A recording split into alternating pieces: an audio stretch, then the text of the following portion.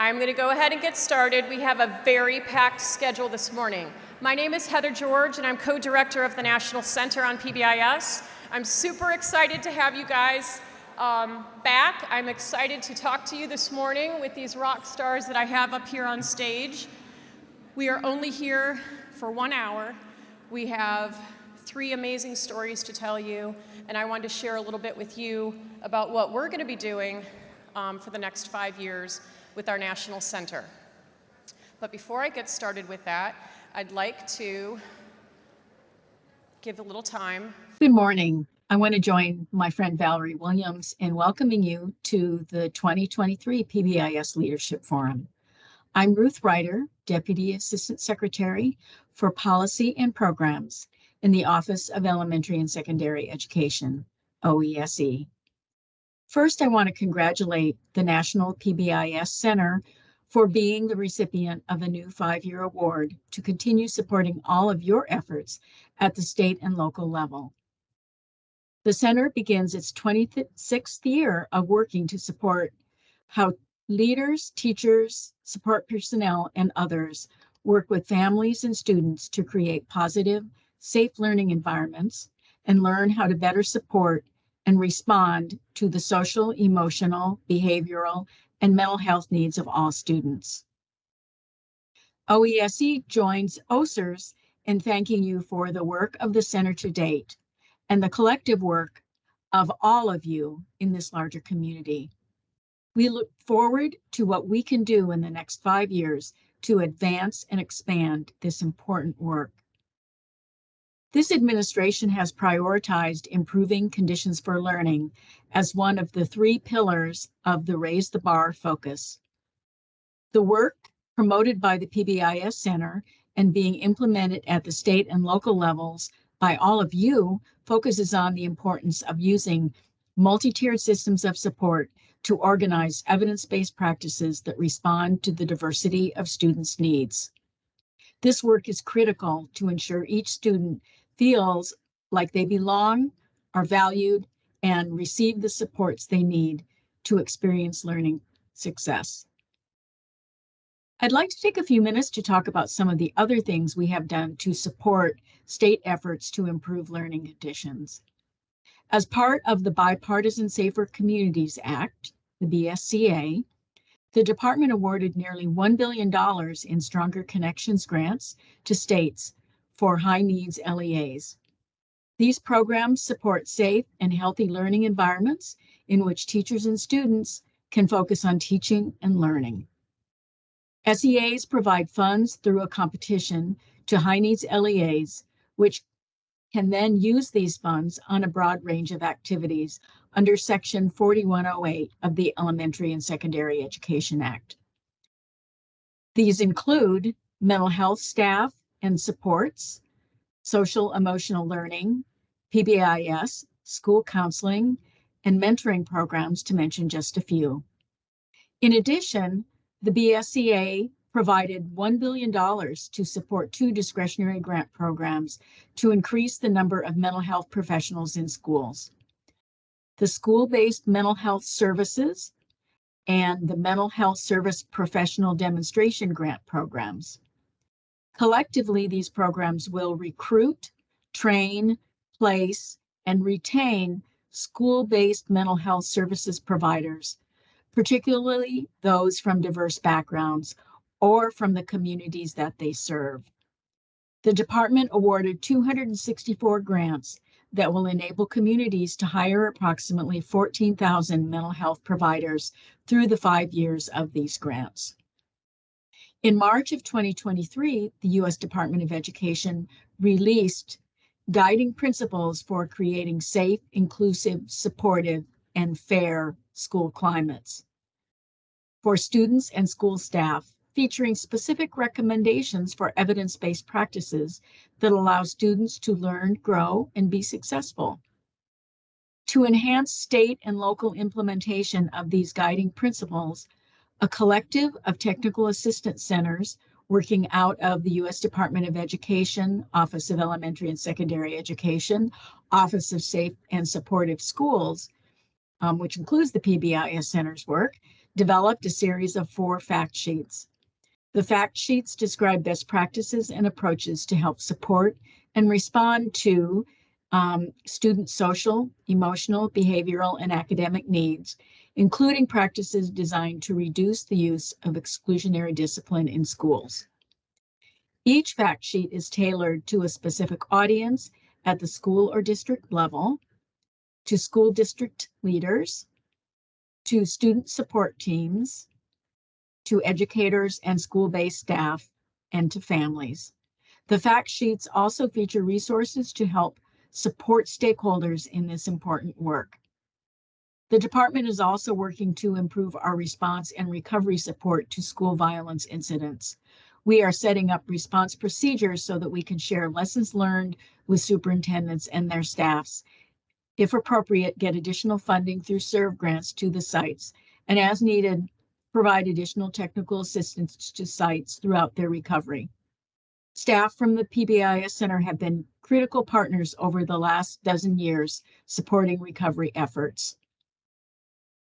Of additional interest, Ed has also contracted with the National Academies of Science to conduct a study on the impact of active shooter drills and other school security measures on student mental, emotional, and behavioral health and well-being. The committee will review the available evidence, provide recommendations for programs and policy, and identify important areas for needed research. In closing, I want to again congratulate the Center on the new award and thank you for your national leadership in improving conditions for learning for all students. Most importantly, I want to thank all of you from across the country that are putting the best we know into practice every day. Your efforts are essential as we continue to recover from the learning interruptions over the past few years and ensure that every student is supported in their learning and given the skills and tools they need to engage in the full range of school and life opportunities. Have a great forum. Thank you, Ruth Ryder, and thank you to you.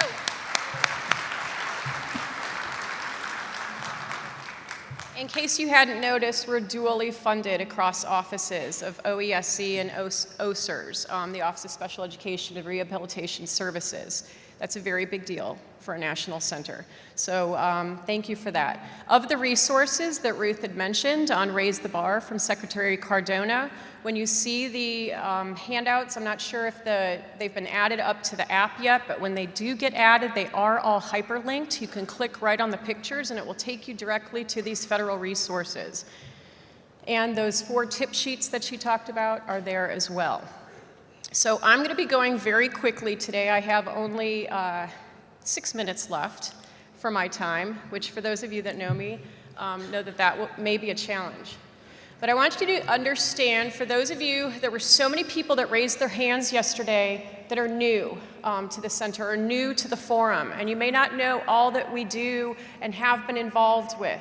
But our purpose for PBIS 6, we're always responding to some type of an application that comes out. So it was a notice inviting applications and we were responding to it. It had 2 priorities. One, addressing students with disabilities and 504 plans and improving their educational learning environment. The other one was dealing with safe schools and improving the safety overall. Those are the 2 offices. From there, we are looking at refining what we have done, getting better at what we have done, continuing to work with states, LEAs, and schools to sustain the framework. So, what have we been doing? What are we doing? What will we be doing? And if you're wondering what this color code scheme means, it just means this was the first map I could find that had the United States and the US territories all on one page. I must clarify, Guam is not on the border of Arizona, okay? And if you'd been to Arizona lately, they don't have a coastline either. So there is another country that is directly below there. But what are we doing? Well, I want you to know Lucille shared the data of over 25,000 schools that are reporting actively implementing schools that are implementing with fidelity, or implementing or trying to implement with fidelity. That's not coming from these schools that we have hidden back in our closets that we're working with and letting you know. It's all coming from you. You're all part of that puzzle. And we would not be here without you and the partnership with you.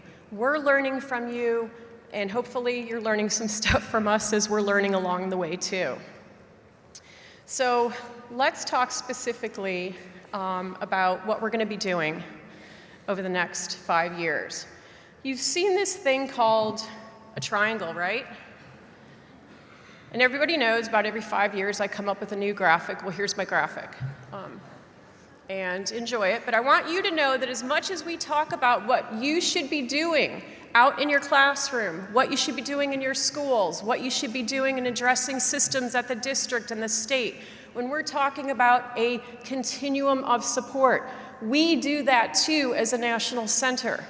We are also looking at what does everybody need across the country and U.S. territories.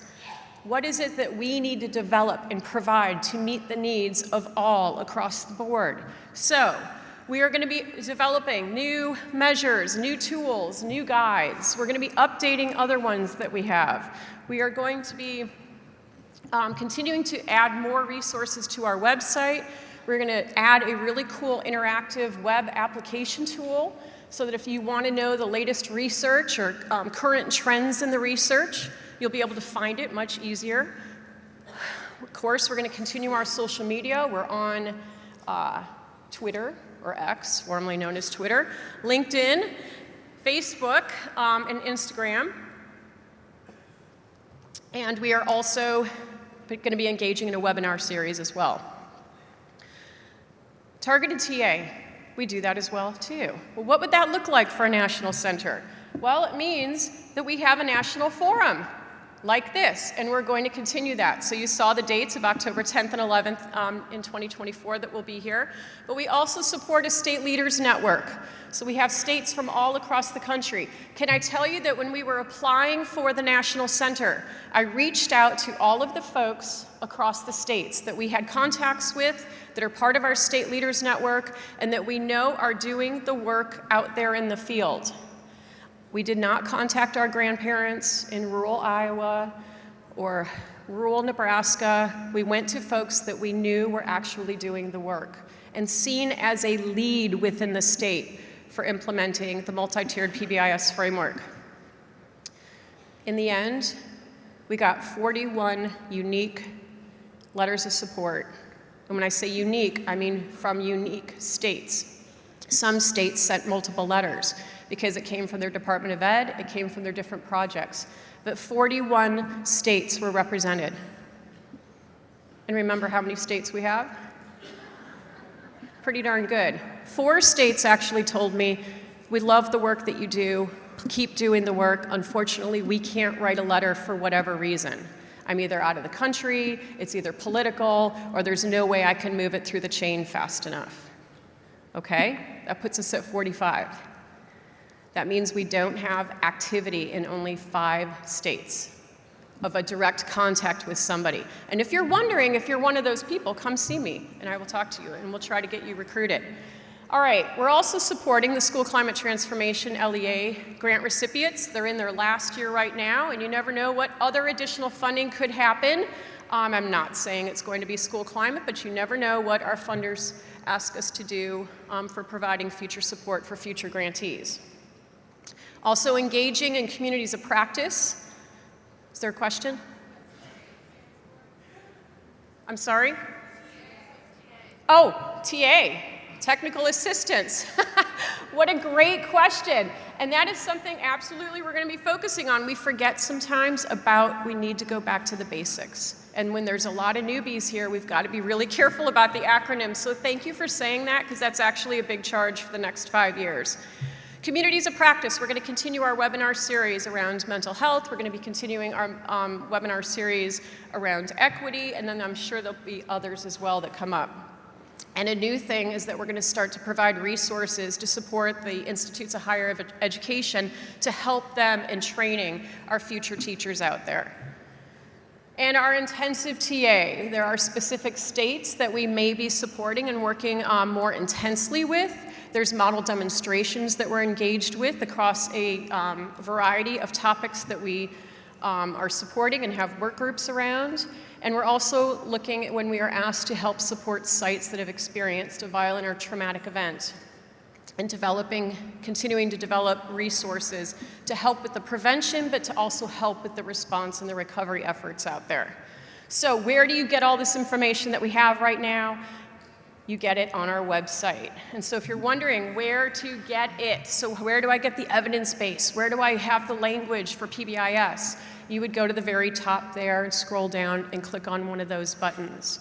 If you want to know all the different topics that we have information on related to the PBIS framework, you would go there. And if you don't know what you're exactly looking for, there's a search button. And trust me, the PBIS partners use this often. Okay, I use it often, so. Also, we've got tools, so everything we talked about for assessments. If you wanted to know our latest on our model demonstrations and the specific evidence base, that would be in the examples or evaluation briefs. And we also have the publications piece here. This is where our practice guides are. This is where our monographs are, and practice briefs, and the model demonstration briefs.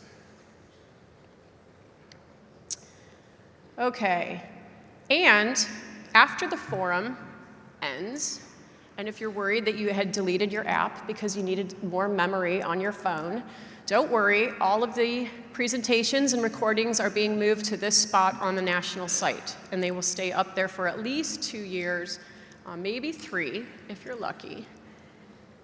And if you get back and you realize, I don't know who my support person is in my state, I want to get this going, I need to know more about the center, who do I contact? What are the different areas? You would go to our About section and look at it there. So now this leads me to why we are up here, why I've got a panel of folks here. Because this isn't always about us. Like I said, we're learning from you, we're learning together in this entire process. We're working together, and we're grateful for that partnership that we've had. But all of us come to PBIS with our own story, and all of us have our own perspectives of how PBIS has impacted us one way or another, whether as an individual out there in the field or actually as we're trying to help impact another environment. And so what I want you to think about is that somebody's voice, somebody's story, if we're not making an impact on that individual, what are we doing? That's who we need to be impacting. Of all of the work that we're doing, it needs to get down to that individual person to make a difference. And sometimes what we need to do is to, as they say, walk a mile in their shoes, because we don't know where it's gone. They don't know what they have gone through. And we need to know, and this is how we continue to get better. And this is a data point. It's hugely important. So I'm going to start to turn it over. I've got 3 rock stars here. They're going to introduce themselves, and they are going to talk to you about their perspective of PBIS.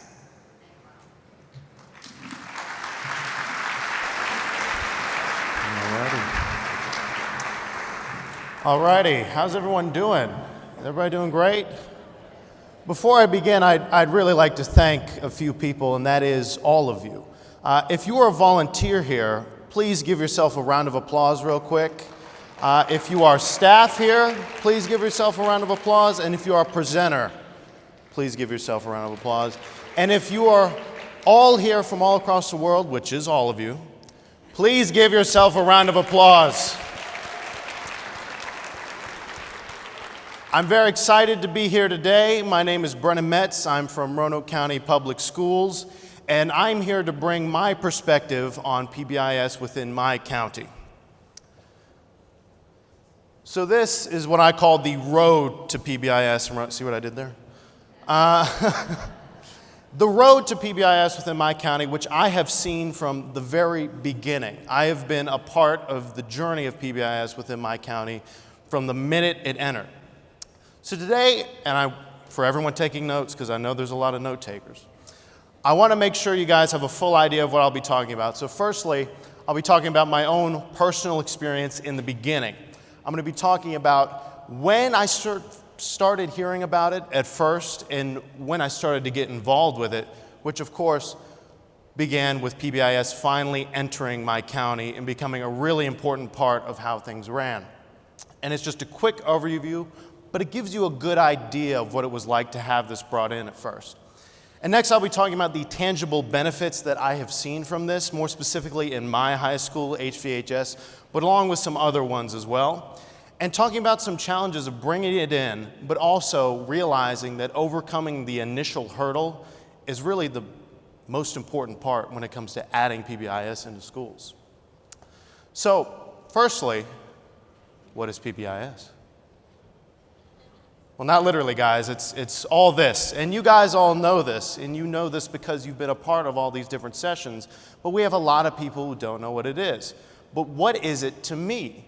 Well, to me, as a student, for me, it's been a set of guidelines. A set of guidelines that has been aimed to support us as students and trying to help foster a better educational environment that has clear core principles which every school throughout my county has received and has worked with and has really benefited from. Which brings me to my connection to these. What was my perspective in terms of all of this coming about? Well, to do that, I'm first going to talk about before I knew about PBIS, now knowing about PBIS, and where I think it's going in the future for my county and perhaps other counties across the US and across the world. About 4 years ago, I did an interview for an event which I didn't know was PBIS related. I did this interview and it garnered a certain amount of attention to the point where we started doing a lot more activities with PBIS within our school. During the pandemic even, I did a few conferences that were statewide. I believe there was one in Iowa. And what we were doing was talking about the different things that were happening and how things were changing, and we soon found that a lot of positive change was starting to happen. This first interview, the one I did, I talked about these positive things that we need in schools. We really need positive role models to relate to. And this, and I had no idea it did, directly relates to exactly what PBIS is trying to accomplish. It showed many similarities, and not long after, we really started going in with PBIS. It's everywhere. Well, in Roanoke County Public Schools, where I'm at. And it's really been something to see. Each school does its own thing. Now, I am a Hidden Valley Titan. I have the Titan traits. Now, let's say, for example, another school in my county, which is William Byrd, they have a paw print as their logo in there, the Terriers. They have the Terrier traits. You see what they did there. And what these essentially do is it's the matrix, right? It's this clear set of principles on what you need to be doing. Safety, responsibility, how to act in the classroom and how to act in a positive classroom environment. But they also give it to the teachers as well. And what it has done is it has allowed them to be in a better environment for themselves where they can learn more. And in the future, I feel that the core principle is going to be a part of RCPS in PBIS, which is positivity. That's one of the things I have seen more than anything else. There's more every year, and I think there's going to be more every year across counties all over the world. Schools are going to continue to benefit from this, and I truly believe this. Now, we have to find a balance here. I can't just come out and say it's the greatest thing of all time, even though I think it is. We have to talk about finding the benefits, but also addressing possible challenges. And the first thing that I want to talk about is the statistics that I have seen throughout my county. Not only have I seen statistics having to do with this on the teacher scale, but as far as students go, every person you ask has seen real change throughout the county. And this is one of those things that you almost can't measure. I remember someone telling me that when they walk into school now, things simply feel different. And that's my personal observation when it comes to PBIS in my county. Things simply feel completely different to what they were 4 years ago. And we have heavily benefited from that because students are not just focused on what's going on in their personal lives or in the classroom. They're focused more on learning because they feel comfortable where they are. But what are some challenges with putting PBIS in the first place? I mean, what are some things that happened in the beginning that was hard to overcome? Well, I truly believe the initial skepticism may be one of the most important parts to address in the beginning, because people may not fully understand where it's getting to. Now, it is my belief that overcoming this hurdle and starting to bring in PBIS and seeing what happens and seeing the positive things that happen by putting it in is the only hurdle that I can really pinpoint. In my county, once we overcame that initial hurdle of putting things in, we really started to notice change. So, in conclusion here, PBIS has the ability to bring together school communities. It really has the possibility of putting a bunch of different people together who all feel the same way about something. Because I know my school isn't the only one who's been heavily affected by it. All the schools in my county feel more close as a result of PBIS. And that is all communities as well. We got to keep in mind, PBIS doesn't just help the educational space, it helps the planet. These are the people we're putting in positions. These are our lawyers, these are our doctors. These are going to become the most important people on this planet. And PBIS is going to help educate them. These guidelines are serving beyond just the educational space. These guidelines are going on to help the planet. And I truly believe that since PBIS has been implemented in schools, I've noticed a huge difference. And I also feel that we are starting to really understand how we educate some of the best individuals we are going to see in the coming years. I know PBIS belongs in my school, Hidden Valley High School, as I've said. It really belongs there because of the things that I've seen, but I also know it belongs across the U.S. as well. A lot of different schools here, but we also have to keep in mind, this thing is helping the world. And the more places that we can put this, we're really going to start to notice a complete change, because as I've said, these are our future leaders. And when they have an environment where they can learn in and be comfortable, well, we're going to get somewhere, won't we? I want to thank you all very much for allowing me to be here today. I hope you all have gained something, and I really appreciate you allowing me to be here. I hope you all have learned something, and I hope you carry on PBIS forward, because it deserves to be. I have truly seen how well this thing can work, and I can only hope other places will see that as well. Thank you very much. I'm going to leave with my good friend Diego here. Good job, man. Good job, good job. Well, good morning, ladies and gentlemen. My name is Diego Salinas Reyes. That's my full name. And nice to meet you. And this is my journey. All right, let's start. Well, let's talk a little bit about my life. I was born in Los Angeles, California in 2005, being the youngest of my siblings. Months after being born, my mom decided to return back to her old home in Cuernavaca, Morelos, Mexico, where until I lived, I was 5 years old when my mom decided to move to Tijuana, Baja California, Mexico. It can be said that almost my life I lived in TJ.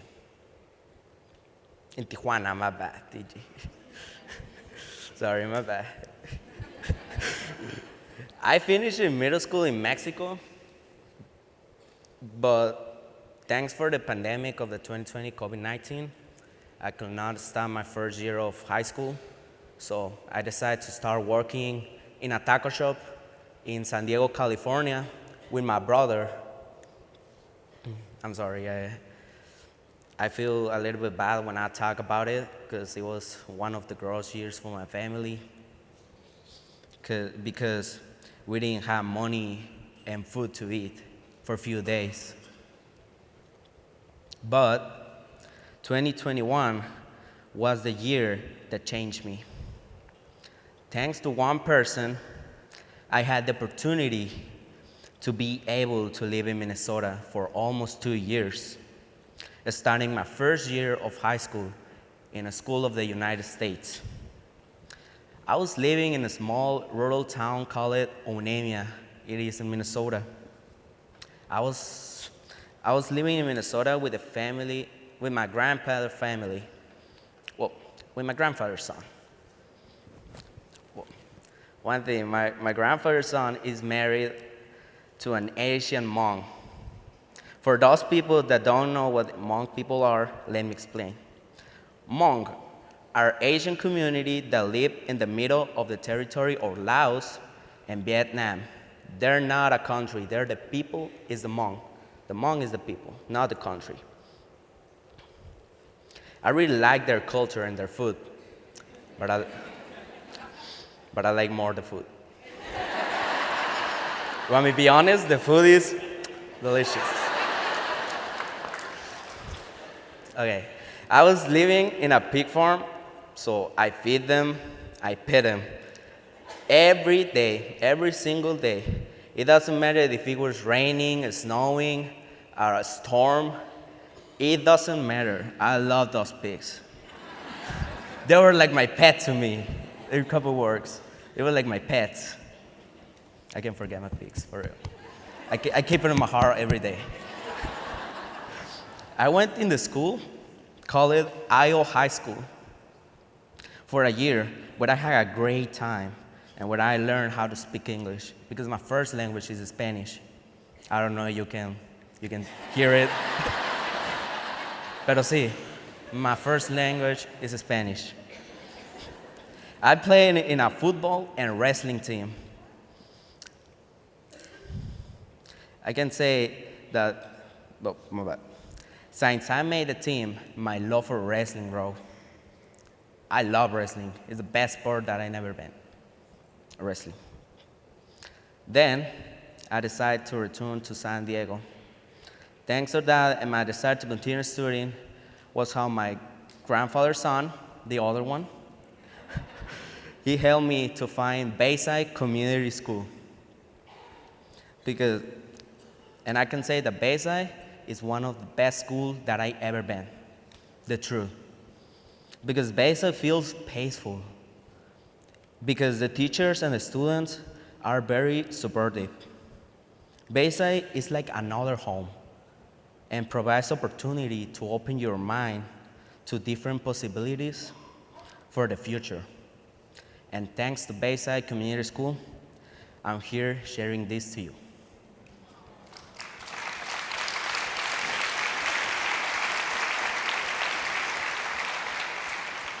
Oh, my bad.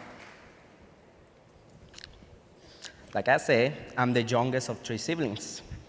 I have my older sister who is, I think, 2, 3 years old, older than me. I don't know, she's 20. And my brother, who is 1 year older than me, is this one right here. The skinny one, I'm the fat one, obviously. Oh. This is my sister, right, this one. Not the baby, this one. But I'm living in a house built by my grandparents, my parents, and my siblings, and me. We built our own house. Oh, I forgot to say, but I live with my mom and my stepfather. I have my dad, but I don't know where he is. I know where he is, I know who he is, my dad, but I don't live with him. You know what I'm saying? My house in Tijuana has 2 floors and a room in the back of the backyard, where lives my aunt and my little cousin of 8 years old. My grandparents, listen, and their 5 dogs, they live on the first floor of the house. And on the second floor is where my mom lives with my stepfather, my sister, her husband, and my baby niece that I love very much. Is this one. It looks cute, but it's a demon, that girl. Damn, it's a demon. But I love it. She's so cute. My sister Wednesday, she sent me a video and she already started walking. Oh my God, she looks so cute when she walk. She had 1 year and June, and like 5 months. Well, my hobbies includes watch soccer, watch wrestling on my phone sometimes, and the TV sometimes too. And after school, I love hanging out with my friends. But one thing that I want to say, I don't care to do this, but one of my favorite soccer teams is, my bad, is America, papa. Cuauhtemoc Blanco is the best soccer player of Mexico. That's the truth. This is my mom. I took the picture when she was eating fish, so I take the opportunity and I was, oh, Mom, what are you doing? That's what I do. And she get mad when I showed the slide. She was, why you put that picture? Because I love that picture, Mom. That's why I put that picture. Thank you. Okay, my future steps. When I graduate, I'm thinking of doing a year in college, studying the HBAC science. There are some parts of the United States that need this type of work. They're well paid. That's why. But one of the things that I always wanted since I was young, it was enlist on the Navy or Army, but more Army, the truth. For a very young age, being a soldier caught my attention. That's why I want to be part of the Navy, of Army, but more Army than Navy. I don't know, I like more Army. They do more workout, that's why. I know, I like to workout. I already been a lot of times on the gym here. I look like a gym man, but I do workout every day. I do workout every day. I know. Maybe you're thinking that I'm lying, but no, I'm not lying. I love to rest. I love to work out. And one of the biggest dreams, it will be to be able to have my own farm in some rural area like Iowa, Minnesota, Utah, Iowa or Minnesota. Just those parts. One of those. You know, I love that kind of lifestyle. The silence when you go out in the night, you can see the stars in the sky. It's really pretty, that kind of lifestyle. That's why I would like to be able to live there in the future. Like when I was 40 years old, I want to live there. You know what I'm saying? With my family, my mom, my brothers, everybody, my pigs.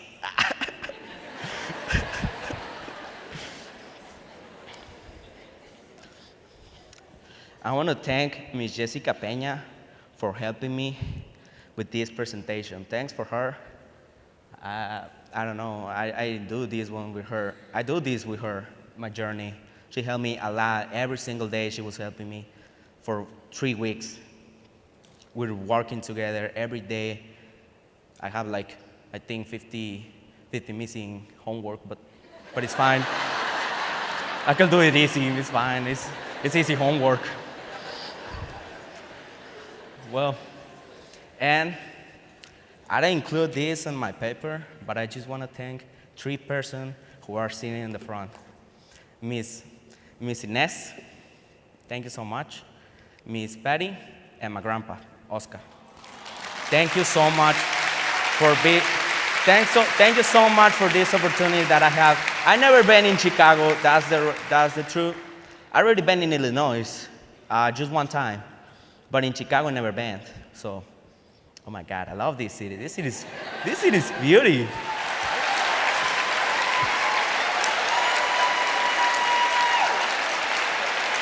Thank you, everyone. I was nervous at the beginning, but thank you, everyone. Appreciate it. Thank you so much, everybody. Thank you. And here. You're so awesome. Thank you.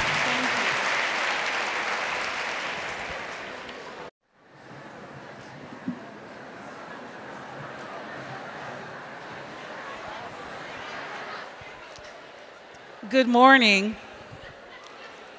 You know, it's truly one of those moments where we can just drop the mic. We've heard from who we need to hear from, right? Absolutely. And isn't this why we do what we do every day? This is it. Yes, absolutely. So proud, so humbled. Sorry, my bad. I just want to say thank you to them because I told them like a few weeks ago, hey, can I have a dinner buffet? And they did it. Damn. I already went there. I'm full. 2 days with breakfast buffet. Oh my God. Who can have that? I think no one. I'm just kidding. But thank you so much. Thank you. I'm so sorry. You're fine. Thank you. Again, this is why we do what we do. My favorite job ever was being in the classroom. And I say that all the time. So anyone who really knows me, know I'm not just saying it because I'm standing here. This is what the work is really about, right? And I appreciate the energy that you've brought into this space and into our second day. Thank you so much. I also appreciate how you took time to share the connections that you've made in your schools through the work that's going on with PBIS and how it's made a difference in your lives and what you've also brought to it. So thank you so much for that. I'm gonna thank you, right? It's hard to follow, but I'm gonna try to do this because everybody else did what they were supposed to do. Okay, so lessons learned, we've talked about that. We're gonna talk about some next steps. I wanna say that my experience coming to PBIS was as a principal. I was a new principal, I was in my early to mid 30s, did not know I was gonna get the job, was in my second year thinking to myself, how do I know that what we're doing is actually getting the results that we're getting? I was in a school in the mid-Michigan area that was a pretty privileged area, but had some divides in terms of lived experiences and identities. And we had test scores, which a whole nother conversation, but they matter in terms of the decisions that get made and the funding that we get, and just kind of another way to kind of see how we're doing, where we had 98% of our students proficient in reading and 86% in math. But yet I wondered, was it because of what we were doing? And that was my question. And how could we hold ourselves accountable to do that? And when I learned about the PBIS approach and framework, I knew that that was going to be an opportunity for me to grow, but also to hold myself accountable, our staff hold ourselves accountable, and know that if the difference was being made, it was because we were doing things to lend itself to that, and not resting on the laurels of the community that we were living in. And that was really important because somewhere in the maybe second or third year in my role as a principal back in the early 2000s, the accountability system changed, and no longer were we being judged based on outcomes for all students. We also had to show that we were getting outcomes for each student population. And that's where we got into some realities that it wasn't everything that we were doing that we're getting to the outcomes, because if that were the case, we'd get those outcomes for those who were showing up in the gap data that we had. And so that was the kind of context from which I became connected to the PBIS work. So even though the work that was done was really powerful by the staff, the families, the students, we still had a gap that we needed to close. And as a result of implementing PBIS, we saw a closing of our academic and our behavior gap over a 4 to 5 year period. And when I think about that, I think it's because the framework is powerful. And it's all the things that you talked about.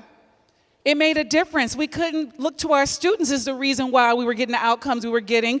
We had to look to what we were doing, especially with the subgroups that were not having the same experiences, that our systems weren't responsive to enough to. And so PBIS is amazing, and, not but, and,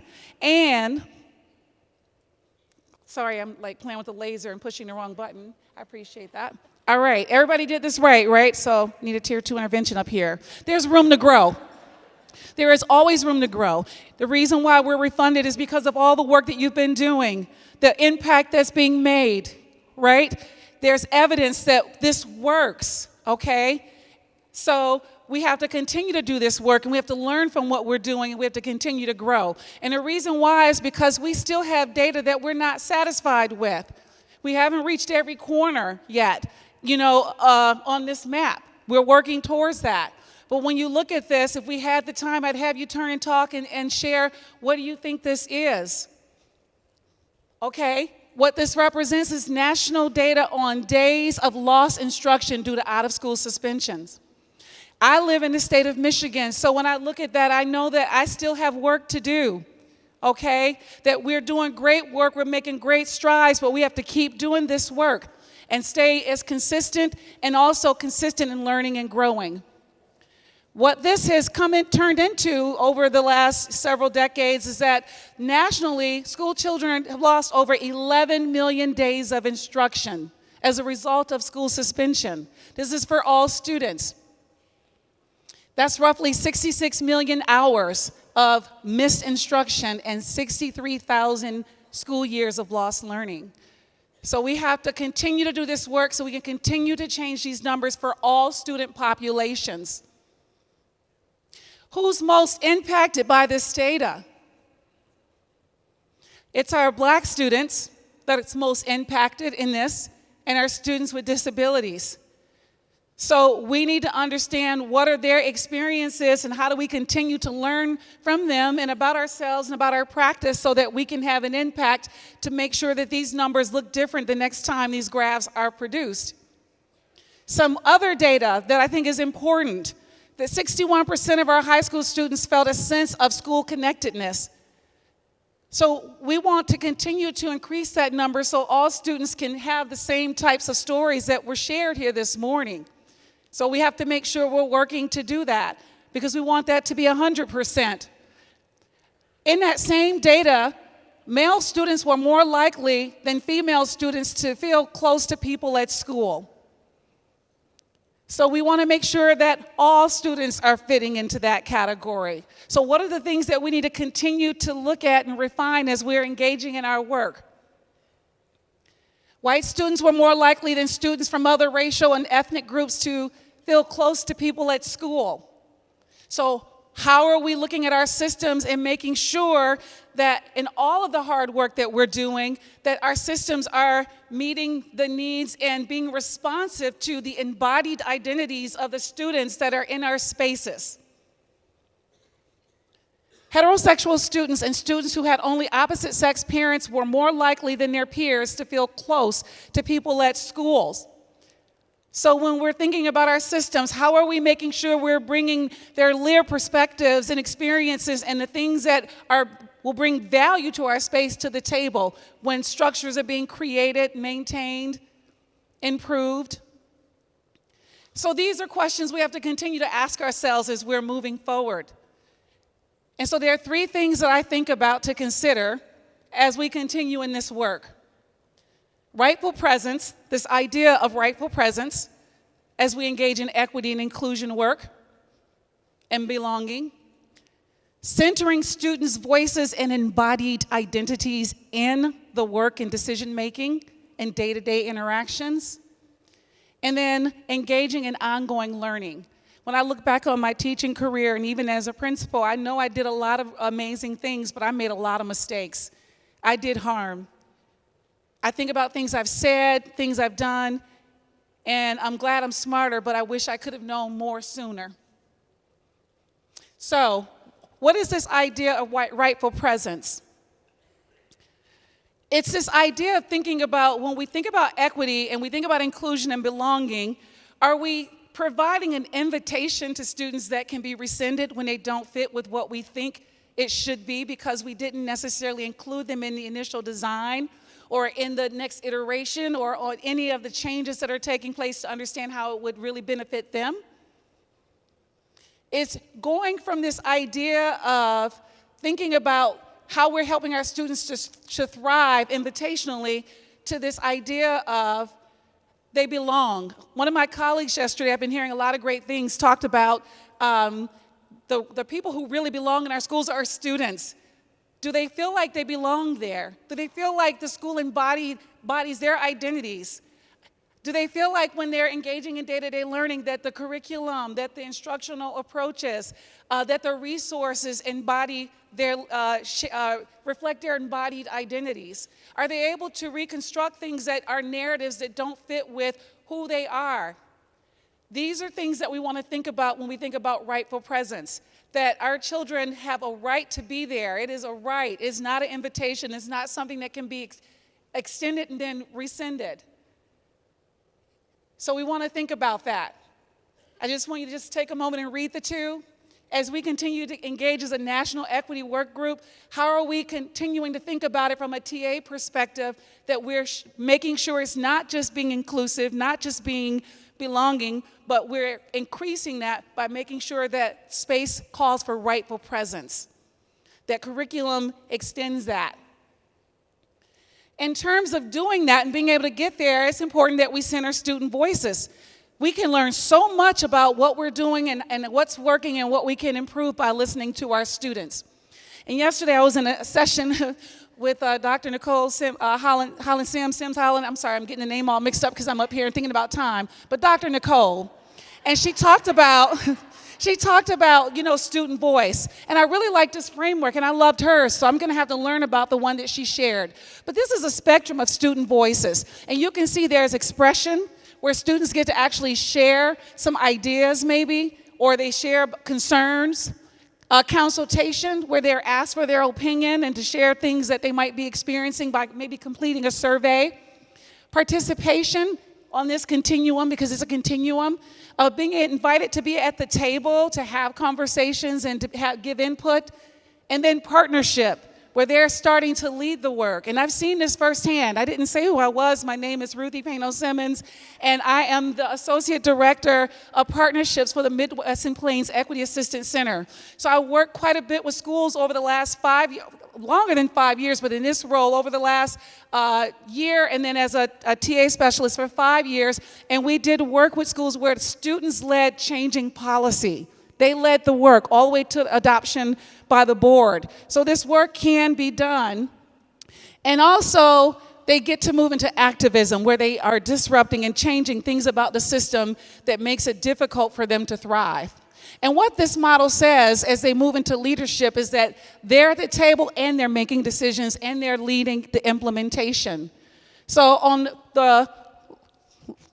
your left, right? But my right, I get this wrong every time. If you look, you'll see that this is mostly where our students are in our school systems. But if we really want transformative change towards equity for all students, we want to make sure that we move away from that and move more towards this part of the spectrum. So some of our work in our leadership roles, it has been, how are we doing that? How are we ensuring that? How are we embedding that? And I know there was an amazing presentation from Philadelphia schools yesterday in the equity strand, and they talked a lot about how their students were leading the charge. Some very powerful examples.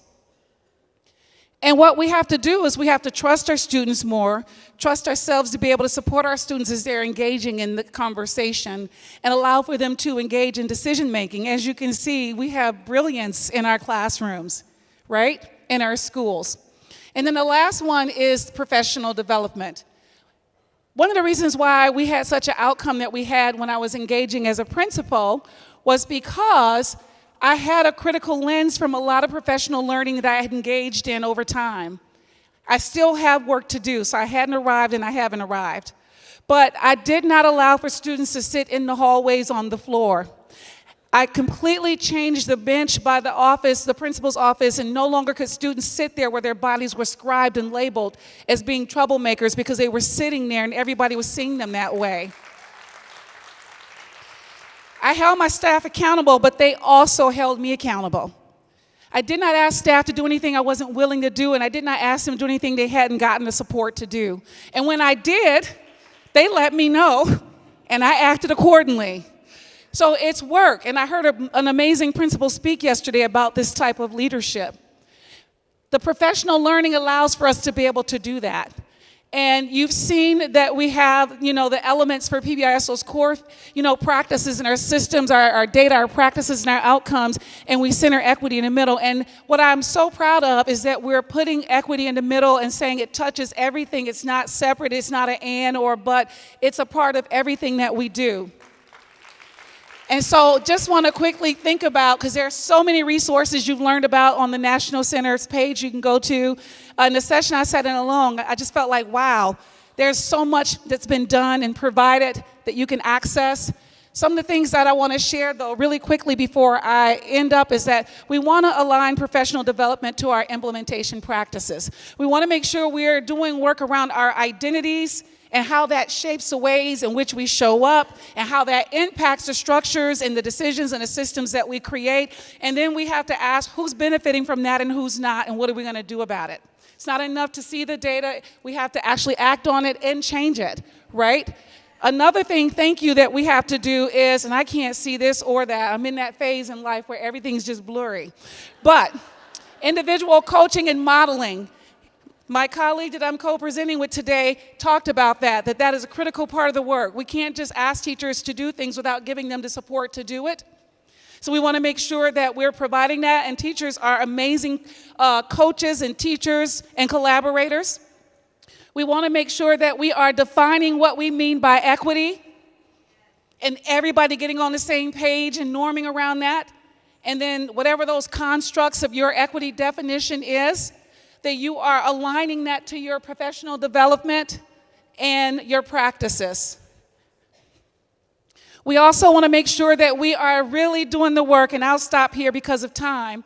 We want to cultivate an awareness about what's happening in our world, what has happened in our world, how it shapes our mental models, our worldviews, our practices, the ways in which we see others, the ways in which we see ourselves, and that disrupt those things that are truly doing harm in our communities, because I've not met one adult in education yet who's here because they want to hurt students. We're all here because we want to be a support, but we have to check ourselves and make sure in our efforts to be that support and facilitators of learners and learning that we're not doing harm. So I just want to encourage those three things. I want to say thank you for everything you do. I could not have done the things I did as a principal and as an assistant superintendent of curriculum and instruction without the amazing teachers, social workers, school psychologists, principals, lunch monitors, hall monitors, bus drivers, parents, you name it. And those of you who know what that is, you know what I'm saying. But the point is that it takes a village, and we all have to do that work and learning together. Thank you.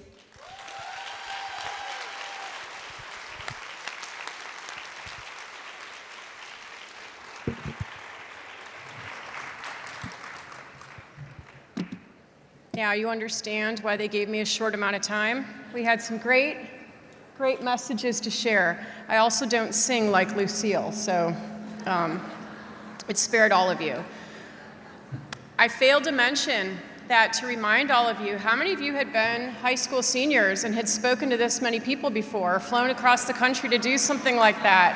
I think these guys did great, huh? Yes.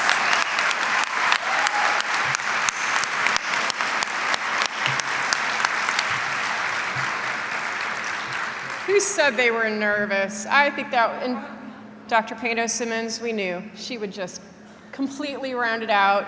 Super strong. Thank you, thank you, thank you. And the one thing that I want you to leave with, in the disability field, they talk about, don't talk about us without us. And that doesn't have to be just an issue for disabilities. That's an issue for everybody. So when you're planning your environment, whether it's your classroom, whether it's your school, for your districts, get the voice from your people. Get your partners together. Let them talk and listen to them. And that's data, and that helps you with that change. So just remember that. Thank you for partnering with us on this implementation journey. I hope you enjoy the rest of the forum, and please don't forget to fill out the evaluation. Thank you.